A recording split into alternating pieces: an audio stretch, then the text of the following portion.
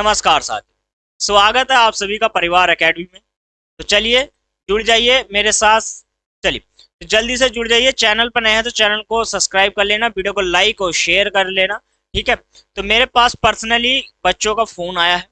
ठीक है, मैसेज किया है उन्होंने कि सर बताइए कि जो मतलब लेडीज है जिनका हाल फिलहाल में ही मतलब हस्बैंड एक्सपायर हो गए, तो क्या वो उत्तर प्रदेश पुलिस में अगर यदि फॉर्म अप्लाई करते हैं तो उनके लिए क्या क्या प्रावधान है, क्या मतलब उनको छूट मिलेगी, कहाँ पर छूट मिलेगी, क्या नहीं मिलेगी। तो हम बात करने वाले हैं कि मतलब क्या विधवा औरतों को मिलेगी छूट। ठीक है, तो क्या प्रावधान है, पूरी संपूर्ण जानकारी। ठीक है, तो यदि मैं पोस्ट की बात करूं 2023 में, ठीक है, अब तो उत्तर प्रदेश पुलिस भर्ती 2023 में लगभग 60,000 से ज्यादा वैकेंसी है, 67,000 है साथियों। ठीक है, टोटल यदि मैं बात करूं तो 67,000 है। उत्तर प्रदेश पुलिस कांस्टेबल की 52,699 है।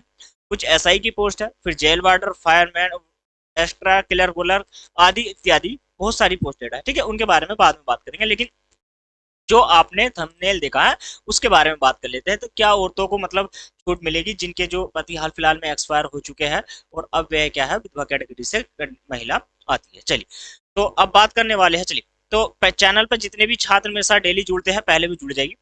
ठीक है, तो परिवार एकेडमी में स्वागत है आप सभी का एक बार फिर से साथियों। ठीक है, तो उत्तर प्रदेश पुलिस की जितने भी छात्र तैयारी कर रहे हैं इस बार, ठीक है, तो शाम को बैच चल रहा है मेरा गणित का, वो रात को 8 बजे है। उत्तर मिशन वर्दी बैच के नाम से है साथियों। रात को 8 बजे गणित की क्लास में जुड़ना नहीं भूलना है। ठीक है, तो चलिए यह तो है बैच की जानकारी।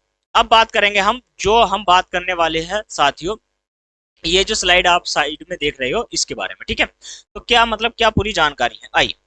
तो देखिए यदि मैं इनकी बात करूं महिलाओं की, ठीक है, चलिए, तो इनके पास जो राष्ट्रीयता होनी चाहिए, मतलब राष्ट्रीयता कहाँ की होनी चाहिए, कहाँ की मतलब महिलाएं जो है फॉर्म डाल सकते, तो वो क्या है होनी चाहिए, एक भारतीय नागरिक होनी चाहिए।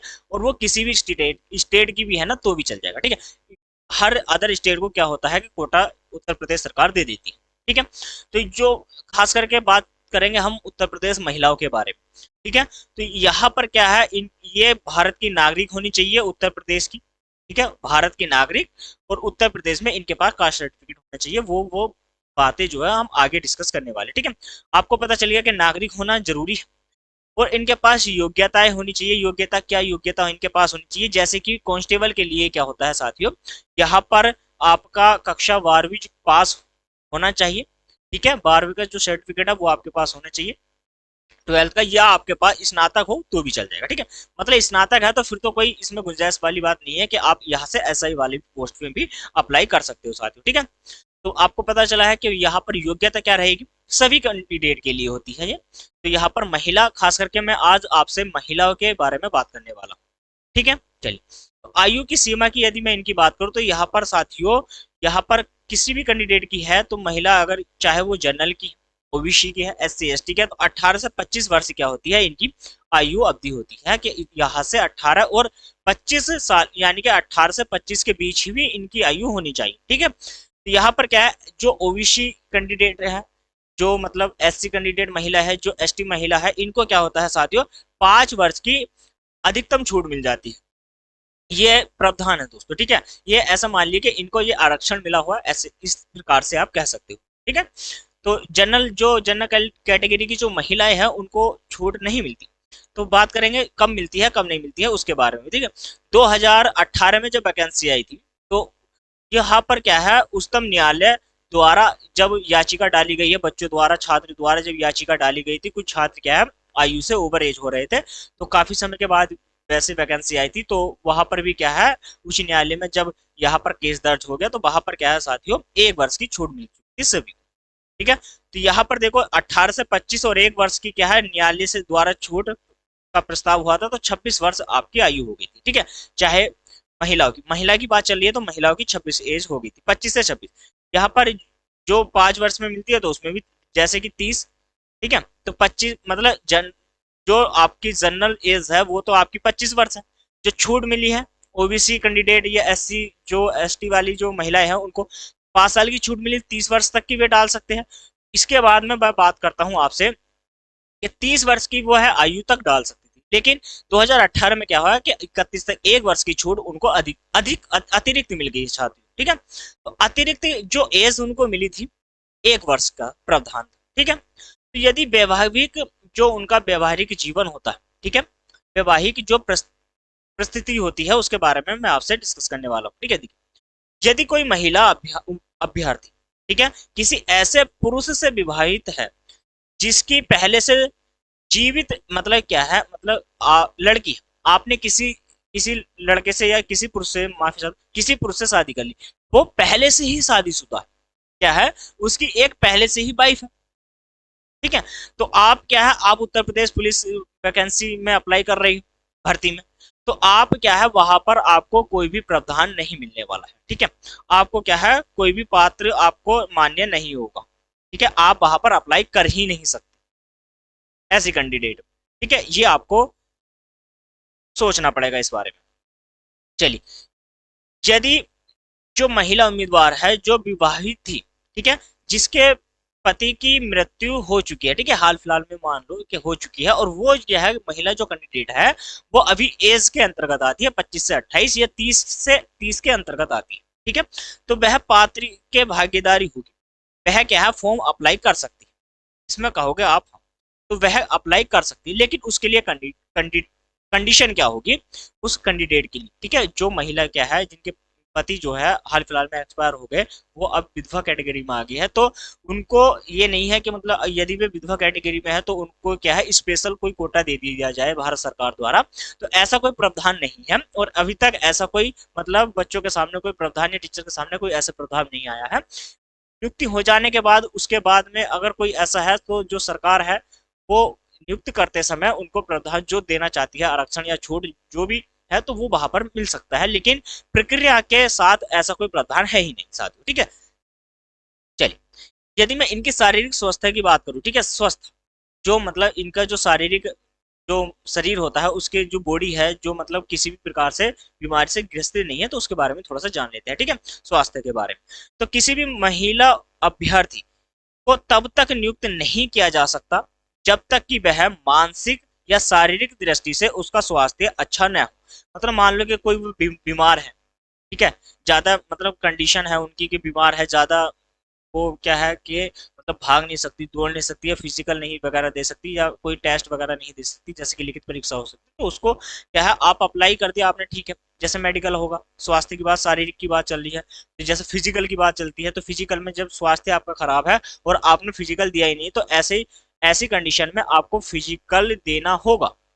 यदि आप नहीं दे सकते हैं तो आप उस पात्र के भागीदार नहीं होंगे, उस भर्ती के उम्मीदवार नहीं होंगे, आपका चुनाव नहीं हो सकता किसी भी प्रक्रिया, ठीक है, तो यह आपको ध्यान रखना पड़ेगा साथ ही, ठीक है। सारी महिलाओं के लिए ये क्या है, मैं बहुत कंटेंट जानदार से यानी कि छाड़ के लेकर आऊँ, क्या क्या लिखित परीक्षा देनी होगी, मतलब ऐसी जो महिलाएं है, जो महिला इस वर्ग से रिलेटेड है, तो वो ये मतलब उनके मन में ये है कि हम यदि अप्लाई करते तो हमें क्या एग्जाम देना होगा, ये नहीं देना होगा, क्या क्या हम मतलब प्रक्रिया से गुजरेंगे, ठीक है, क्या मतलब हमें जैसे नॉर्मल जो लड़कियां होती है वो सारी प्रक्रिया से गुजरती है, क्या हमें भी वैसी प्रक्रिया से गुजरना होगा, तो मेरा जवाब होगा हाँ, ठीक है। आपका जवाब था ना, तो उसको बदल दीजिए, आपका जवाब होना चाहिए अब हाँ, आपको नॉर्मल लड़की बनकर ही आपको क्या है, सारी प्रक्रिया से गुजरना होगा, लिखित एग्जाम भी आपको देना पड़ेगा, रिटन टेस्ट जो होता है, और उसमें जो कट ऑफ अदर लड़कियों की लगती है तो वही कट ऑफ आपकी भी लगेगी, ठीक है। तो इसमें क्या जवाब है कि हाँ, लिखित जो परीक्षा है तो वो क्या है, आपके लिए अनिवार्य है, वो क्या है, अनिवार्य है, परीक्षा के माध्यम से आपकी जो बुद्धि परीक्षण है, जो बुद्धिमत्ता है, उसका जो है परीक्षण टेस्ट किया जाता है, तो आपका जो मेंटेलिटी है, ठीक है, उसको टेस्ट करने के लिए लिखित परीक्षा जो है ये रखी जाती है। चलिए, तो यहाँ पर यदि मैं शारीरिक मानक दंड की बात करूं, तो देखो यहाँ पर क्या है, सबसे पहले बात करूंगा मैं ऊंचाई के बारे में, ठीक है। सामान्य या अन्य पिछड़े वर्ग, अनुसूचित जाति महिला अभ्यर्थियों, ठीक है, के लिए न्यूनतम जो हाइट है वो 152 सेंटीमीटर है, ठीक है, 152 नॉर्मल है, सभी महिलाओं के लिए है कि इतनी की हाइट होनी भी चाहिए, यदि कोई महिला अगर विधवा है तो ऐसा नहीं है कि उसकी हाइट कम है तो उसको ले लिया जाएगा, वो सारे मापदंडों पर खरी उतरनी चाहिए, ठीक है, तभी उसका चयन होगा क्या करके, तो उसकी जो हाइट है यहाँ पर 152 ही अनिवार्य है, ये तो होनी ही चाहिए, ठीक है। यदि मैं इसकी वजन की बात करूँ तो जैसे नॉर्मल लड़कियों के अंदर जो जितनी क्वालिटी नॉर्मल लड़कियों में देखी गई है, तो वो सारी की सारी भी यहाँ पर आपसे मांगी जाती है। तो वजन यदि मैं महिलाओं की बात करूँ तो यहाँ पर 40 किलोग्राम वहां पर आपका वजन होना चाहिए। ठीक है, वजन 40 किलोग्राम होना चाहिए, हाइट आपकी 152 सेंटीमीटर हो। ठीक है, ये आपके पास होनी ही चाहिए। चलिए, फिर इसके बाद मैं बात करता हूँ दौड़ की। तो देखो, जो फर्स्ट फर्स्ट कंडीशन, तो महिला अभ्यर्थी 2.4 किलोमीटर दौड़ को 14 मिनट में पूरी करना आवश्यक है। उसने कहा कि आवश्यक है, चाहे वो किसी भी कैटेगरी की महिला है, उसको क्या है, यह क्या है, मतलब मापदंड से उतरना ही चाहिए। यहाँ पर दौड़ पूरी करनी होगी। जो महिला अभ्यर्थी दिए गए समय के भीतर, देखो जो टाइम यहाँ पर दिया गया है ना, जैसे कि 14 मिनट दी गई है, इस समय के भीतर 14 मिनट से पहले, ठीक है, दौड़ पूरी नहीं करते हैं तो वह भर्ती के लिए पात्र नहीं होगी। ठीक है, यदि आप क्या है 14 मिनट से ज्यादा का समय वहां पर ले रही है दौड़ में, तो आप वहां पर पात्र के भागीदार नहीं बन पाओगे। ये आपको ध्यान वहां पर रखना होगा। चलिए, इसके आगे यदि मैं बात करूं आपसे, महिलाओं का आरक्षण क्या होता है। तो जो महिलाओं का आरक्षण होता है, इस पर क्या है, महिलाओं का डाउट बहुत रहता है। ठीक है, कंफ्यूज रहती है कि मतलब हमें कितना आरक्षण मिलता है। यदि मैं बात करूं यहाँ पर देखिए हॉरिजॉन्टल के बारे में, क्षैतिज आरक्षण के बारे में, तो टोटल वैकेंसी होगा लगभग यहाँ पर सारी कैटेगरी की महिला आती है इसमें, चाहे वो आपकी जनरल कैटेगरी की हो, ओबीसी की हो, एससी की हो या एसटी की हो, या कोई मतलब ऐसी कोई विधवा जो लेडीज है, तो कोई भी हो, तो उनको क्या होता है कि उनका जो स्पेशल कोटा होता है वो आपका 20% होता है। ठीक है, ये 20% स्पेशल कोटा होता है, वो आपका 20% कोटा हो जाएगा। ठीक है, ये आपसे कोई नहीं छीनने वाला। चलिए, यहाँ पर 20% आपकी सीट है, यानी कि 100 वैकेंसी निकली तो 20 तो आपकी होनी ही। चलिए, जो एससी से है तो वो उनके अंतर्गत जो भी आपको छूट मिलती है तो वो आपको मिलेगी वहां पर। ठीक है, चलिए, तो यहाँ पर देखो निवास प्रमाण पत्र और जाति प्रमाण पत्र, जिसका निवास प्रमाण पत्र बनता है तो वो अपना बनवाए, और जिसका निवास प्रमाण पत्र नहीं बनता, जाति प्रमाण पत्र बनता है, तो वो अपना जाति प्रमाण पत्र। ठीक है, चलिए, देखिए यहाँ पर जाति प्रमाण पत्र महिला अभ्यर्थियों के मामले में पिता पक्ष से निर्मित। ठीक है, तो जो पिता पक्ष है, पिता पक्ष का मतलब ये है कि जो आपके पिताजी है, ठीक है, जो आपके पिताजी है वह उसी पक्ष से, ठीक है, उसी पक्ष से बात चल रही है, उसी पक्ष से निर्गत जो प्रमाण पत्र होता है वो मान्य रहेगा। ये मान्य रहेगा आपके पिता का, जो आपके पिताजी है। ठीक है, ये वाला इंपॉर्टेंट है, इसको स्टार बना रहा हूं। महिला अभ्यर्थी का जाति प्रमाण पत्र जिसमें उसके उत्तर प्रदेश के एससी एसटी ओबीसी की श्रेणी में आने वाले व्यक्ति की पत्नी होने का उल्लेख है, ध्यान से सुनना, होने का उल्लेख है, वह मान्य न होगा। वह क्या है, मान्य नहीं होगा। जैसे मान के चलो आप विवाहित हो, तो आप ये चाहो कि मैं जो हूँ वहां का एड्रेस डालू के मतलब वहां से जहाँ पे मेरा शादी हुई है, जैसे जैसे आपकी शादी हुई है, तो आप जो जाति सर्टिफिकेट बनाओगे अपने हस्बैंड का, तो वह क्या है, मान्य नहीं होगा। इसमें जो मान्य होगा आपके पिताजी का होगा। ठीक है, जो एड्रेस जो वगैरह है वो सारी चीजें आपके पिताजी से ही संबंधित यहाँ पर मांगी जाएगी। तो ये है नहीं, ये है आपके बीच में डाउट नहीं रहना चाहिए कि मतलब क्या रहेगा या क्या नहीं रहेगा। इसमें काफी सारी स्त्रियों को ये होता है कि मतलब जैसे मान के चलो आपका चुनाव हो जाता है, पहली कंडीशन क्या है, पहले आप फॉर्म भरोगे, फॉर्म के लिए योग्यता क्या होनी चाहिए, आप 12वीं पास होनी चाहिए या ग्रेजुएशन पास होनी चाहिए। ठीक है, जो निर्देश दिए जाते हैं वो सारे में आप निपुण होनी चाहिए, यदि आप किसी एक में भी है तो आप विफलता हो जाओगे। ठीक है, दूसरी बात, आपको रिटर्न देना ही पड़ेगा, एग्जाम रिटर्न जो लिखित पेपर होता है वो आपको लिखित पेपर देना ही होगा। उसके बाद कट ऑफ लगती है, आप मेरिट लिस्ट में आपका नाम आता है। ठीक है, तो मेरिट लिस्ट में यदि आपका नाम आता है, हाँ, ये है कि यदि आप स्वतंत्रता सेनानी से है, बिलोंग करती है, जो स्वतंत्रता सेनानी होते हैं उनका सर्टिफिकेट एक होता है, तो वहां पर थोड़ी सी क्या है और आपकी कट ऑफ गिर जाती है, तो वहां पर थोड़ा सा पॉइंटों में, मैं ज्यादा नहीं बोलूंगा, यहाँ पर 2-4 नंबर या का अंतर आता है, तो वहां पर क्या है आपको थोड़ी सी ज्यादा छूट वहां पर मिल जाती है। ठीक है, स्वतंत्र सेनानी का सर्टिफिकेट तो आप वह भी लगा सकती हो। चलिए, तो अब मैं बात करने वाला हूं, जैसे कि आपकी कट ऑफ यहाँ पर लगी, तो कट ऑफ के बाद आप मेरिट लिस्ट में आए, फिर आपका क्या होगा, यहाँ पर दौड़, तो दौड़ आपको करनी ही पड़ेगी। 2.4 किलोमीटर की जो दौड़ होती है वो आपको 14 मिनट में वहां पर दौड़ना पड़ेगा, 14 मिनट से कम में दौड़ जाती है वैसे, आजकल लड़कियां क्या है 12 मिनट में उस दौड़ को पूरा कर लेती है। ठीक है, तो अपना जो शारीरिक स्वास्थ्य है आपको मतलब मेंटेन वहां पर रखना होगा, घबराने की कोई जरूरत नहीं है, अपने आप को क्या है, सक्षम बनाइए, शक्तिशाली बनाइए, ये युग तुम्हारा है। चलिए, तो अब मैं आगे बात करता हूँ आपसे, तो आप दौड़ होगी, ठीक है, डॉक्यूमेंट वेरिफिकेशन, जो मैंने आपको बताया है कि जो एड्रेस लगेगा वो सारा सब कुछ आपके पिताजी का लगने वाला है, तो जो भी आपको डॉक्यूमेंट्स तैयार करवाने हैं तो वो अपने पिता के एड्रेस से कराए वहां पर। और वैसे भी जब आपके हस्बैंड का ये मान के चलो क्या वहां पर इंतकाल हो गया है तो से अब कोई लेना देना नहीं। अब जो आप महिला आई है तो वो एक मतलब कुआरी, जो वैसे लेडीज जो नॉर्मल होती है उस कैटेगरी में आप आ चुकी हो, तो घबराने की कोई जरूरत नहीं। ठीक है, तो आप हिम्मत के साथ आगे बढ़िए। ठीक है, तो वहां पर मान के चलो कि आप मान के चलो आपने दौड़ भी लगा दी, डॉक्यूमेंट वेरिफिकेशन हो गया, तो तब जाके आपका सिलेक्शन हो जाएगा। उसके बाद मैं आपसे बात करता हूँ।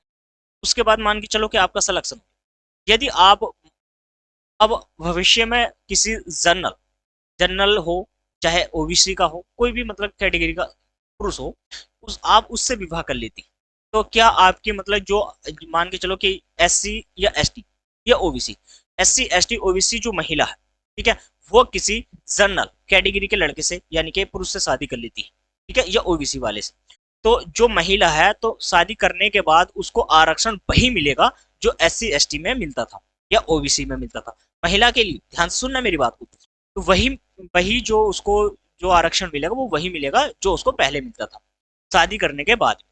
यदि कोई महिला है या पुरुष है जो मतलब सवर्ण यानी कि जनरल कैटेगरी से है, वो एससी पुरुष से, एससी एसटी पुरुष से क्या कर लेती है, शादी कर लेती है। ठीक है, तो क्या उसको आरक्षण मिलेगा? ऐसी कंडीशन में नहीं मिलेगा। या उस लड़के को मिलेगा, मान के चलो लड़का है, कोई पुरुष है और किसी महिला से शादी कर लेता है वो एससी या एसटी वाले कैंडिडेट से, तो वहां पर क्या उसको आरक्षण मिलेगा या छूट मिलेगी? तो ऐसा नहीं है।